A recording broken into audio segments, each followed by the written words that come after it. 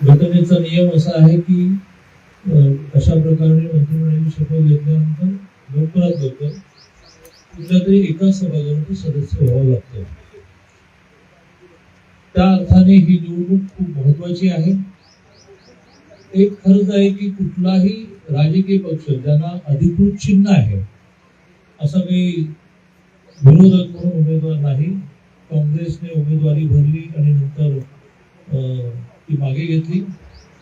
त्यामुळे जे कोणी रिंगणात आहेत ते कुठे राहतात इथपासून सुरुवात आहे. मी सहज आता चौकशी केली, दुसरं गाव माझं आहे.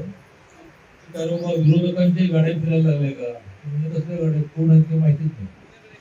असं असून सुद्धा या पोटनिवडणुकीमध्ये राष्ट्रवादी असेल, बीजेपी असेल, शिवसेना असेल, महायुतीच्या सगळ्या पक्षांनी ही निवडणूक गांभीर्याने घेतली पाहिजे. बिनविरोध जर ही निवडणूक झाली असती तर तो जसा चमत्कार झाला असता तसं विक्रमी मताने विजयी झाली असं व्हायचं असेल ते कंटाळून चालणार नाही. आणि त्यामुळे राज्याचे अध्यक्ष 4 दिवसापूर्वी भारतीय जनता पार्टीचे रवींद्र चव्हाण आले. त्यांच्या उपस्थितीमध्ये एक चांगला मेळावा बीजेपीचा झाला, बैठका झाल्या आणि त्यांनी सगळ्यांना ह्या सूचना दिलेल्या आहेत की अतिशय गांभीर्याने निवडणूक घ्या. भारतीय जनता पार्टी ह्या राज्यातला सगळ्यात मोठा पक्ष आहे, आपली भूमिका महत्वाची आहे. मला त्यांनी प्रभारी नेमलंय, त्यामुळे माझी पण जबाबदारी अशी होती की आज अख्खा दिवस मी यावं. भारतीय जनता पार्टीच्या रचनेमध्ये विधानसभेचे 4 भाग करतो आपण, 100 बूथचे. तसं एका मंडळामध्ये मी जाऊन आलो, दुसऱ्या मंडळाला जाऊन, तिसऱ्या जाईन, चौथ्या जाईन, असं 4ही मंडळ म्हणजे साधारणतः 400 बूथ कव्हर करून मी आज पुण्याकडे जाईल. तर आपल्या सगळ्यांना विनंती आहे की ऊन जरा जास्त आहे, काहीतरी ती वहिनी विजयी होणार आहे.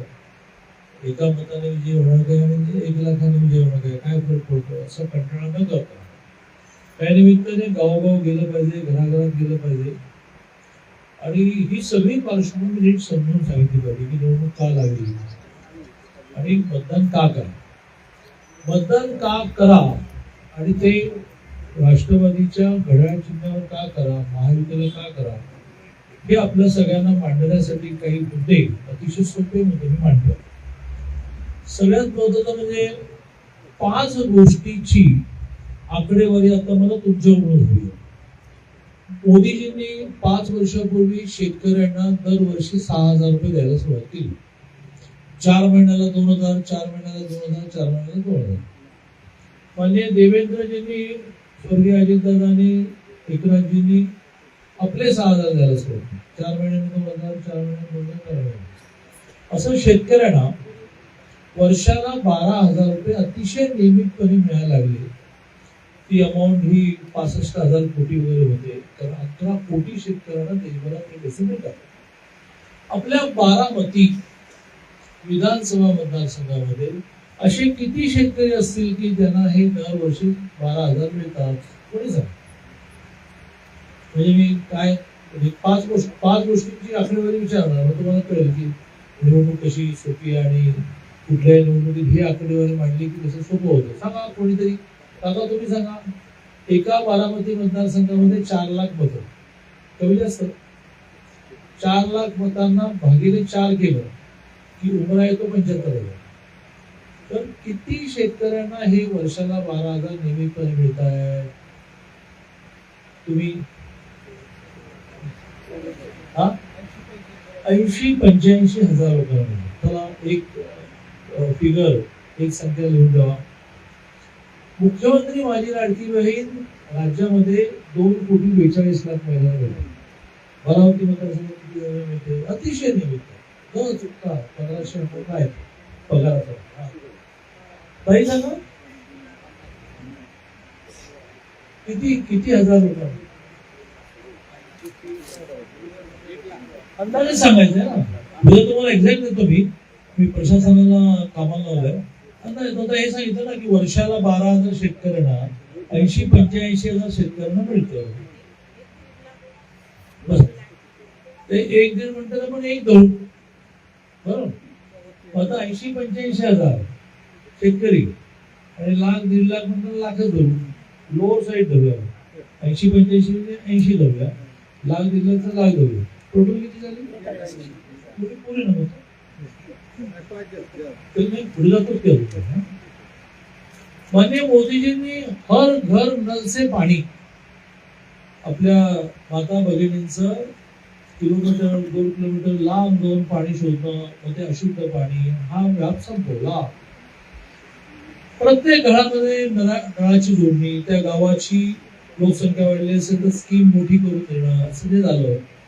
त्यात बारामती तालुक्यामध्ये किती घरांना हे हर घर नल से पाणी नावाचं कनेक्शन मिळालं असेल? राजकीय क्षेत्रात काम करता तुम्ही अंदाजे 80%, म्हणजे 4 लाखाला भागीले 4 म्हणजे 75,000 घर, त्याच्या 80% म्हणजे 50-55,000 घरांना घरघर पाणी मिळालं. ज्यांचं बँक अकाउंट नव्हतं, 2014 ला मोदीजी पंतप्रधान झाले तेव्हा देशामध्ये अनेकांची बँक अकाउंट नव्हतं, तर त्याने 0 बॅलन्सवर अकाउंट काढलं आणि ठरवलं की आपण सगळ्या सबसिडी अकाउंटला जाणार, हातात काही मिळणार नाही. असे 68 कोटी अकाउंट देशात ओपन झाले. बारामती तालुक्यात किती ओपन झाले असतील तर सांगू नका, ती काही ओपन झाली असतील. ज्यांच्या घरी गॅस कनेक्शन नव्हतं, गॅस कनेक्शन आलं अशी घरं किती असतील. ज्यांच्या घरी टॉयलेट नव्हतं, त्या घरी टॉयलेट आलं किती असतील. 5 लाखाचं आयुष्यमान कार्ड किती घरी आलं असेल. तर असं लक्षात येईल की या 4 लाख मतदारामधलं मला काही मिळालं नाही सरकारकडून, कशाला मतदान करू असं तुम्हाला एकही माणूस मिळणार नाही. प्रमुख डायरेक्ट कॅश दर वर्षाला 12,000 मिळणाऱ्या शेतकऱ्यांना अपील करायला, अरे बाबा 14 पूर्वी तुला खताच्या पोतालाही उसनवारी करायला होते, 800 रुपये केली पोतं घ्यायचं, बरोबर. इथे तर खताला, बियाणाला, औषधाला 12,000 रुपये दिले मुली.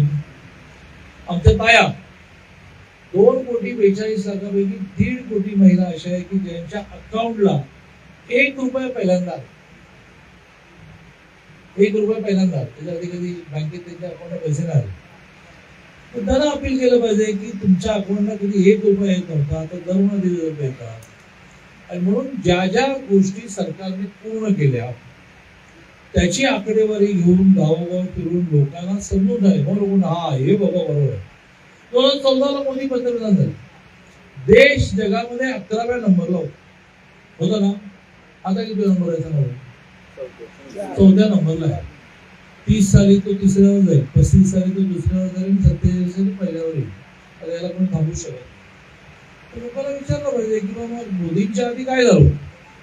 आज जगात कुठेही युद्ध झालं तर भारतातला नागरिक मोदीजी सुरक्षितपणे भारतात फिरतात. त्या सगळ्या गोष्टी लोकांशी कुठल्या घरी गेलो आहे. आता आपण एखाद्या गरीब घरी गेलो आणि म्हटलं की 11,500 कोटीचा अटल सेतू केला, तर तू पुण्याहून मुंबईला 2 तासात जाते, मला काय करायचं.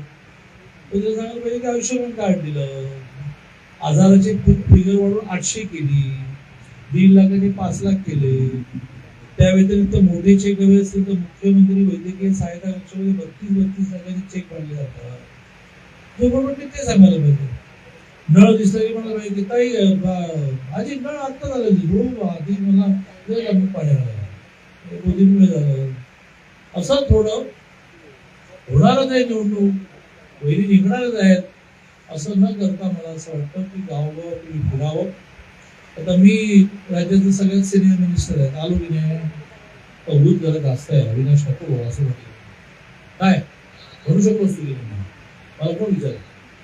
पण माझं एक कर्तव्य आहे की आज दिवसभरामध्ये मी उन्हामध्ये फिरायचं आणि 4 गावामध्ये 4 मंडळामध्ये म्हणजे सगळे म्हणजे 100-200 1000 लोकांना भेटून आहे का आपण. आता 1000 लोकांना भेटलो मी आणि ते प्रत्येक जण प्रेरित झाले, 40-50,000 मध्ये निर्माण होतं. म्हणून आपल्या सगळ्यांना आवाहन करतो की 23ला निवडणूक आहे, उन्हाचा तडाखा खूप जबरदस्त आहे, त्यामुळे सकाळच्या वेळातच मतदान करून घ्यायला लागेल. मधला वेळ खाली जाईल, पुन्हा दुपारी 4 नंतर लोक बाहेर पडतील. पण पूर्वीसारखं बारामती विधानसभेत याच्या आधी मतदान किती पर्सेंटेज होईल? 60 कसं होईल? याच्या आधी जेवढं होत होतं तेवढं तर झालं पाहिजे. मुळात पर्सेंटेज हा विषय आता SIR जो येणार आहे, म्हणजे काय मतदार याद्या शुद्ध करून येणं. त्यात लक्षात येईल की मुळात 4 लाख मतदान असतात, त्यात 50,000 मेलेले असतात, मृत वयात झालेले असतात, गाव सोडून गेलेले असतात. 3.5 लाखावरच पर्सेंटेज पडायचा. आपण 4 लाखावर 4 लाखावर काढलं तर 60% येणार, 3.5 लाखावर काढलं तर 70% येणार. त्या खोलात जायला नको, ते SIR नंतर सगळं क्लिअर होईल. पण वर्षानुवर्ष निवडणुकीत जे मतदान होतं तसं मतदान झालं पाहिजे, असं आव्हान आपल्याला करतो.